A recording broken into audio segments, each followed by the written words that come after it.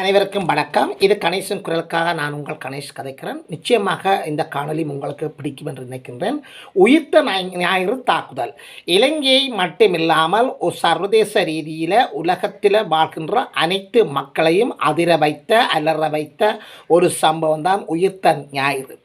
குழந்தைகள், முதியவர்கள், பெண்கள், ஆண்கள், இளைஞர்கள் என்று வகைத்தொகை இல்லாமல் நூற்றுக்கணக்கான மக்களை இரத்த வெள்ளத்தில் சிதறடித்த அந்த தாக்குதல் ஒரு அரசியல் செயற்பாட்டுக்காக மேற்கொள்ளப்பட்டது என்று பல்தரப்பினர்களால் குற்றம் சாட்டப்பட்ட வந்த நிலையில் அதன் பின்னர் வந்த ஆட்சியாளர்களால் அது சம்பந்தமான நடவடிக்கைகள் எதுவும் நேர்மையாகவும் இதய சுத்தியுடன் மேற்கொள்ளப்படவில்லை என மக்கள் தங்களுடைய உடல்களில் நெருப்பை கட்டிக்கொண்டு இந்த கருத்துக்களை வெளியிட்டு வந்து கொண்டிருந்தனர். இந்த உயிர்த்த ஞாயிறு தாக்குதல் சம்பந்தமாக இதுவரை சரியான விசாரணைகளோ சரியான கைதுகளோ இடம்பெறவில்லை. அதற்கு காரணம் ஆட்சியின் முழுமையான ஆட்சியின் அதிகாரங்கள் இருக்கிற அனைவரையும் அது பாதிக்கும் என்ற அடிப்படையில் அந்த தாக்குதல் சூத்திரதாரிகள் மிக பெரிய மட்டங்களில் இருப்பதால் கை செய்ய போகின்ற போது பல பிரச்சனைகளை ஏற்படுத்தலாம் என்ற அடிப்படையில் இதற்கு முன்னர் அந்த உயிர்த்த ஞாயிறு தாக்குதலுக்கு பின்னால் அல்லது அந்த காலத்திலோ ஆட்சி செய்த உண்மையான அரசியல்வாதிகள் இவரும் நடவடிக்கைகளை இதய சுத்தியுடன் மேற்கொள்ளப்படவில்லை என்று சொல்லி உலகம் எங்கும் வாழ்கின்ற மனிதநேயம் படைத்த மனிதர்கள் மன வேதனையோட இதுவரையும் இருந்து கொண்டே இருந்திருக்கின்றார்கள். ஆனால் இப்பொழுது அந்த மனவேதனையை நீக்குவதற்கு, அந்த மன வேதனையை எடுத்து அந்த மனதை சாந்தப்படுத்தக்கூடிய ஒரு ஜனாதிபதி இலங்கையில் வந்திருக்கின்றார். உயிர்த்த ஞாயிறு தாக்குதல் உண்மையை கண்டறிவேன் என்று சொல்லி முழங்கி இருக்கின்றார் அனுரகுமார திசாநாயக்கா. இது அனைவருக்கும் மகிழ்ச்சியை கொடுத்திருக்கின்ற செய்தி. இந்த செய்தியை அவர் யாரிடம் சொல்லியிருக்கிறாரிடம் முதலாக பேராயரிடம் அதுதான் உறுதி அளித்திருக்கிறார். இது சம்பந்தமான காணொலியை நாங்கள் தொடர்ந்து பார்ப்போம். இந்த காணொலிக்கு நீங்கள் புதிதாக இருந்தால் சப்ஸ்கிரைப் பண்ணுங்கள், ஷேர் பண்ணுங்கள், லைக் பண்ணுங்கள், சரியான கமெண்ட்ஸ்களை எழுதுங்கள்.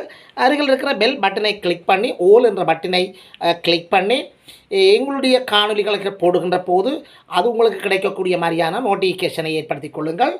தொடர்ந்து காணொலியில் இணைந்து கொள்ளுங்கள். ஜனாதிபதி அனுரகுமார திசாநாயக்க நேற்று முன்தினம் கொழும்பு பேராயர் கர்தினால் மல்கம் ரஞ்சித் ஆண்டகையை சந்தித்து ஆசி பெற்றிருக்கின்றார். ஆசி தொடர்ந்து அவர் பல தரப்பினரிடமிருந்து ஆசிகளை பெற்று வருகின்றார். அந்த அடிப்படையில் கொழும்பு பேராயர் கர்தினால் மல்கம் ரஞ்சித் ஆண்டகையை சந்தித்து ஆசி பெற்றிருக்கிறார். இந்த கர்தினால் மல்கம் ரஞ்சித் அவர்கள் பல வேதனைகளை வைத்திருக்கொண்டிருக்கிறார். உயிர்த்த ஞாயிறு தாக்குதல் சம்பந்தமான நடவடிக்கைகள் இதுவரை எடுக்கப்படவில்லை என்று சொல்லி அவர் உண்மையிலே மனதில் நிறைய அழுத்தங்களை பெற்றிருக்கின்றார். அவர்களை சந்தித்து இந்த கருத்தை கூறியிருக்கின்றார். உண்மையிலே அவர் கூட அந்த அழுத்தங்களிலிருந்து விடுபடலாம்.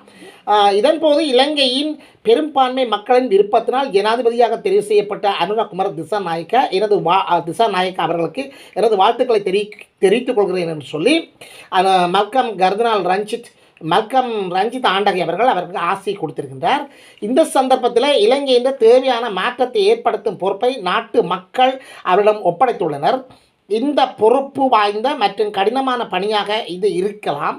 அதற்காக அவருக்கு நாம் முழு ஆதரவையும் ஆசிகளையும் வழங்குவோம் என்று பேராயர் கர்தினால் மல்கம் ரஞ்சித் மேலும் குறிப்பிட்டுள்ளார்.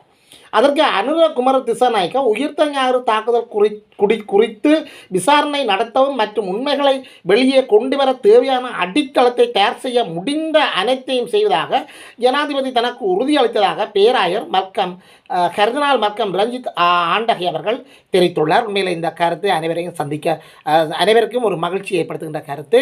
இதே வேளையில் இதோடு சம்பந்தப்பட்ட நிறைய அரசியல்வாதிகள் இந்த நாட்டை விட்டு தப்பி ஓடிக்கொண்டிருக்கின்றார்கள். பலர் தப்பி ஓடிவிட்டார்கள். பலர் இங்கே ஒளித்திருக்கின்றார்கள். ஆனால் இது எல்லாரும் ஒருவரும் தப்ப முடியாது. அனைவரும் சட்டத்தின் முன் நிறுத்தப்படுவார். இந்த நாட்டில் எங்கே இருந்தாலும் அவர்கள் கூண்டோடு அழைத்து கொண்டு வந்து இங்கே அவர்களுக்கு தண்டனை வழங்கப்படும் என்ற ஒரு கருத்தையும் சில தினங்களுக்கு முன்னர் அனுரகுமார திசாநாயக்கா கூறியிருக்கின்றார். உண்மையில் மகிழ்ச்சியான சந்தர்ப்பங்கள். இனிவரும் காலங்களில் இந்த உயிர்த்த ஞாயிறு தாக்குதலாளிகள் தொடர்ச்சியாக கைது செய்யப்படக்கூடிய சந்தர்ப்பங்கள் இருக்கின்றது. ஈஸ்டர் தாக்குதல் தொடர்பில் விசாரணைகள் ஆரம்பமாகி இருக்கின்றன. உண்மையில் இந்த ஒரு விஷயம் அனைத்து மக்களுக்கும் சந்தோஷமானது. ஆனால் சிலருக்கு வயிற்றில் புளியை கரைக்கும் அப்படியான செய்தியாக இருக்கிற சிலர் இந்த ஈஸ்டர் தாக்குதல் என்பது ஆட்சியை கைப்பற்றுவதற்காக செய்யப்பட்ட மேல்மட்ட செயற்பாடுகள் என்று சொல்லி முன்னர் பலராலும் அரசல் புரசலாக கதைக்கப்பட்ட விஷயம்.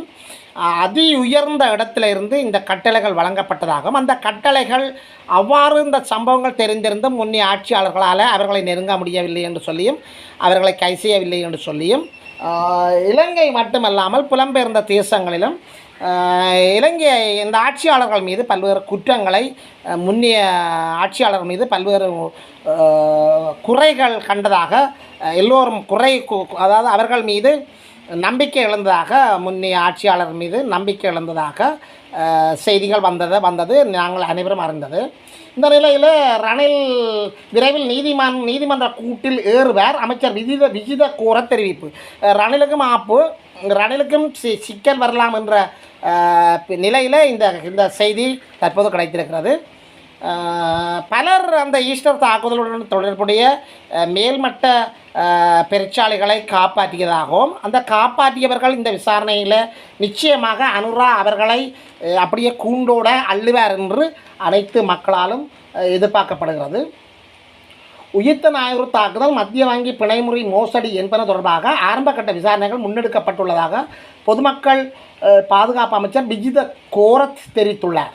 ஜனாதிபதி அனுரா தலைமையிலான முதலாவது அமைச்சரவை கூட்டம் முடிவடைந்த பின்னர் அமைச்சரவை தீர்மானங்களை அறிவிக்கும் ஊடகவியலாளர் மகாநாட்டிலேயே பொது பாதுகாப்பு அமைச்சர் இந்த விசாரணைகள் தொடர்பான தகவல்களை தெரிவித்துள்ளார்.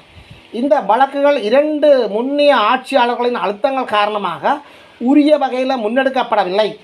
மத்திய வங்கி பிணைமுறை மோசடியில் ஜனாதிபதி ரணில் விக்ரமசிங்கக்கு எதிராக நடவடிக்கை எடுக்கப்படவில்லை. பார்த்தீர்களா, நாங்கள் சொன்னோம் பெருச்சாளி, ஒரு பெருச்சாளி இப்போ உங்களுக்கு தெரியும், இன்னும் கணக்க பெருச்சாளிகள் இருக்கிறார்கள், எடுக்கப்படவில்லை. ஜனாதிபதி பதவி அதற்கு தடையாக இருந்தது. அரசமைப்பின் ஜனாதிபதிக்கு எதிராக நடவடிக்கை எடுக்க முடியாது என்று சொல்லப்படவில்லை. அத்துடன் அவர் இப்போது ஜனாதிபதி பதவியிலும் இல்லை. நாங்கள் விரைவில் ரணிலை நீதிமன்றில் நிறுத்துவோம். பிணைமுறை மோசடியில் சம்பந்தப்பட்ட இன்னொரு நபர் அர்ஜுன் மகேந்திரன் திருமண நிகழ்வு ஒன்றுக்கு செல்வதாக கூறி சென்று சிங்கப்பூரில் அரசியல் தஞ்சம் கோரியுள்ளார். அவரையும் அழைத்து வர ஏற்பாடுகள் மேற்கொள்ளப்படும் என்றார். அதாவது இந்த நாட்டில் அநியாயம், அட்டூழியம், அக்கிரமங்கள், படுகொலைகள் மற்றும் கடத்தல்கள் போன்ற தங்களுடைய கோர தாண்டவங்களை ஆடியவர்கள் அதாவது இலங்கையின் உலகத்தின் எந்த மூலை முடுக்கில் இருந்தாலும் அவர்கள் அள்ளப்படுவார்கள் என்ற செய்தியை தற்போதைய 9வது ஜனாதிபதி பதவியேற்று சில வாரங்களில் அவருடைய அமைச்சரவையில் இருக்கின்ற பொதுமக்கள் பாதுகாப்பு அமைச்சர் விஜித கோரத் இந்த கருத்தை முன்வைத்து இருக்கின்றார். உண்மையில் உலகங்களில் இருக்கின்ற அனைத்து மக்களும் மகிழ்வடைகின்ற ஒரு செய்தியாக இந்த செய்தி இருக்கின்றது.